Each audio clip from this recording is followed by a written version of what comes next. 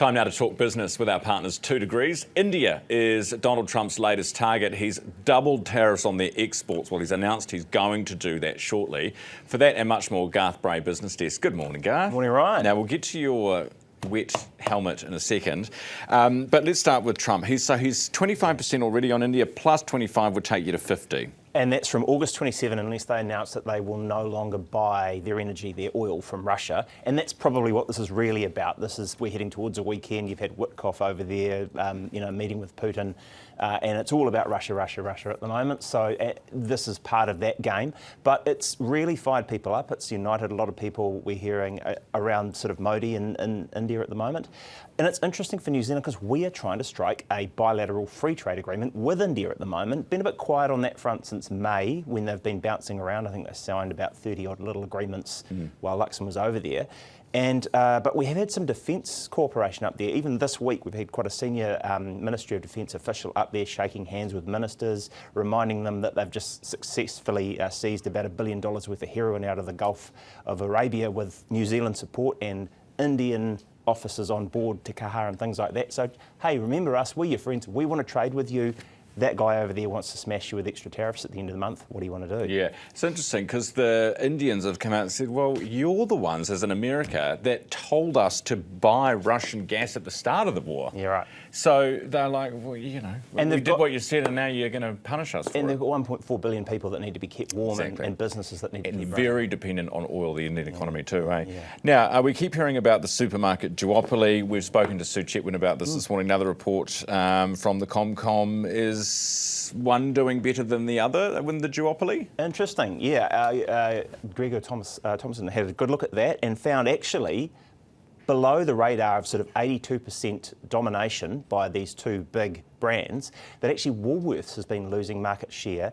Looks like Foodies is holding, so Pack and Save is doing better. I think the numbers were something like 27% increase for, dropped to 27% market share for Woolworths over 5 years to 2024 and a rise to 25% share for Pack and Save. And there's a wee chart I'd just like to show you as well. That's the profit margins, and that big bold number you can see there that's dropped right through the floor, that is Woolworths. So at the start of the period, 2019, all of our three major retailers were doing, the three main ones, Foodstuffs North Island, South Island were doing well, Woolworths doing well. Woolworths is now doing poorer than some of the international comparatives like your Walmarts, your Krugers, all those kinds of people. Interesting. What's behind that? Labour costs. They've announced that they've had quite a stiff wage bill through that period, and that really hit them. Although in the last quarter, that's outside of those figures, they said that their sales had recovered and lifted. I think what were we up about 4%. And I mean, you know, we've seen the wage and labour figures in the last sort of 24 hours as well. Wage inflation is actually below CPI, price inflation at the moment, so maybe those numbers will turn around. Yeah.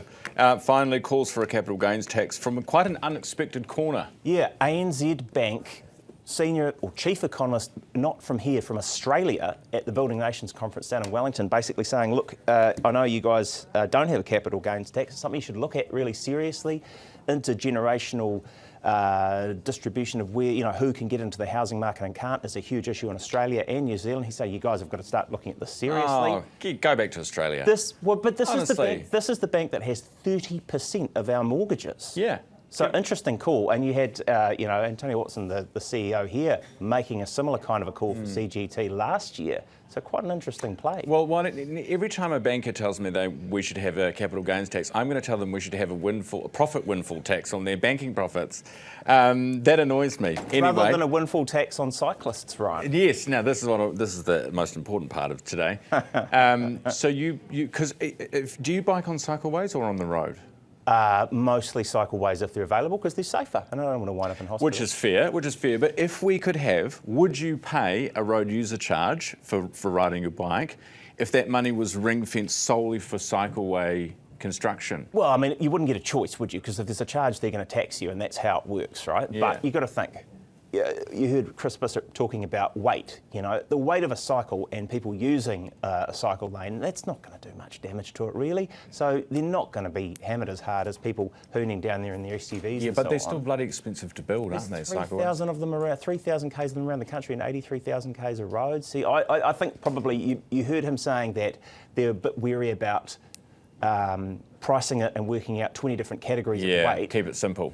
Because it costs. So it would probably cost you more money to run around clipping little things on cyclists. Mind you, heaps of them are on the old Strava, tracking their performance and posting that. So maybe it wouldn't be that hard to actually It would probably be quite easy, actually, now that you mentioned Strava. And we could actually, while we're at it, we could get the runners and the joggers and the walkers too. People on the scooters first, I reckon. Get them. Oh, yes. Get them. Good point. Garth Bray, Business Desk. Thanks, Garth. We talk business every day thanks to our partners, 2 Degrees.